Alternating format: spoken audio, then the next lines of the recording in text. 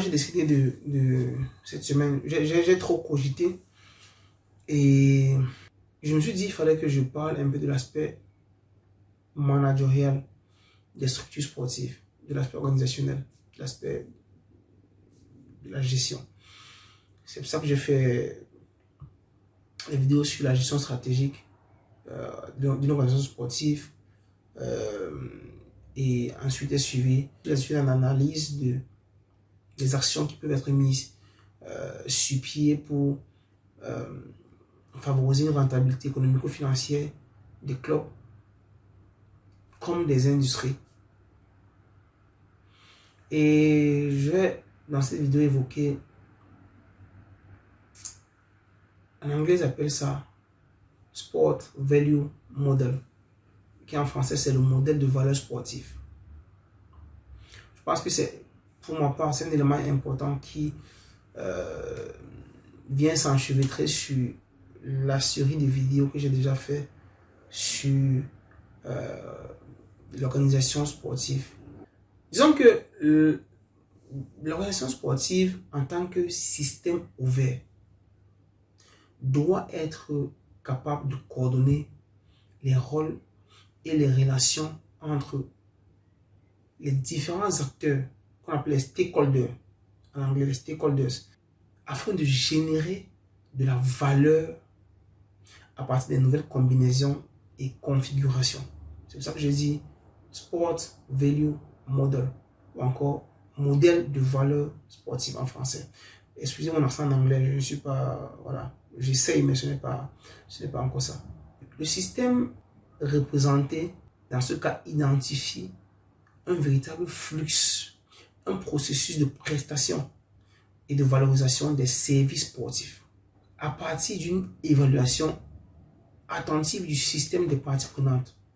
Ce système construit et gère la valeur et focalise cette valeur avec un ensemble d'offres qui sont transmises à travers une communication avec un ensemble de diversité médiatique qui véhicule une image proposée par l'organisation sportive.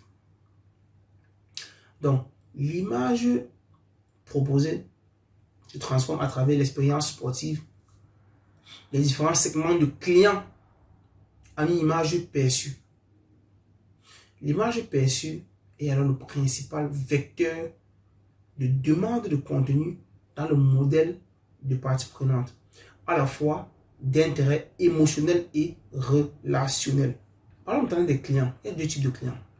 Il y a les clients qui sont consommateurs, il y a les clients qui sont professionnels. En anglais, ils appelaient ça sport consumers. C'est un néologisme en fait en anglo-saxon qu'ils ont appelé sport summer, qui sont le sport consumer, qui on a relié pour dire sport summer, ce sont les clients qui sont les consommateurs. Donc, le consommateur sportif, qui est encore appelé sport summer, comme je viens de dire, est le principal activateur du système, du modèle des parties prenantes.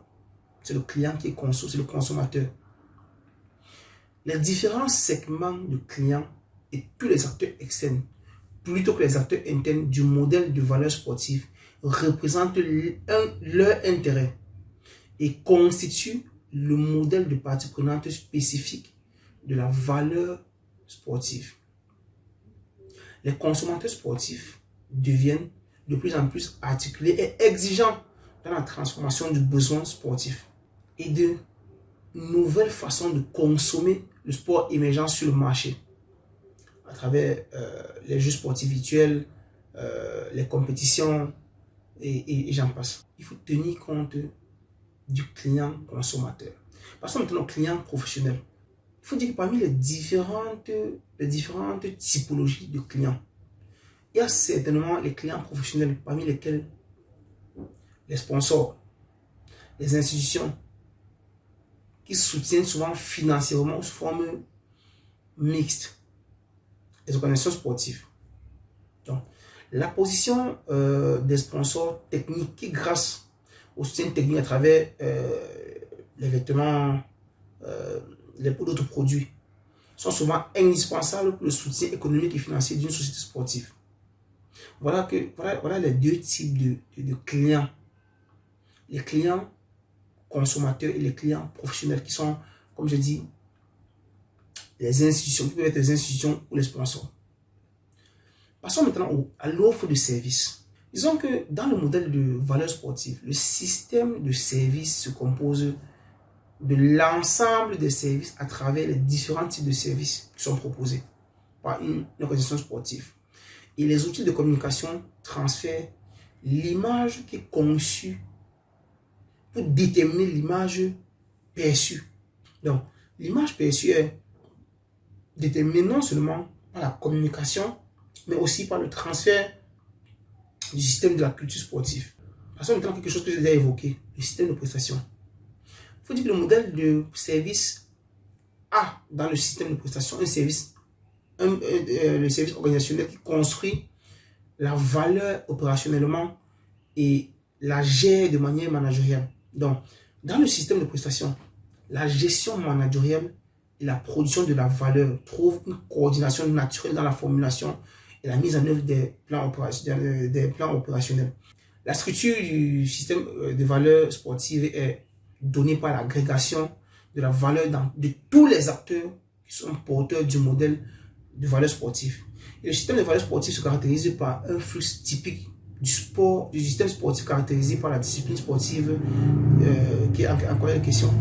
Finissons la vidéo en disant que l'analyse du système de valeur sportive permet la connaissance de la dynamique concurrentielle et des valeurs stratégiques du système de valeur, indispensable pour concourir en termes de valeur.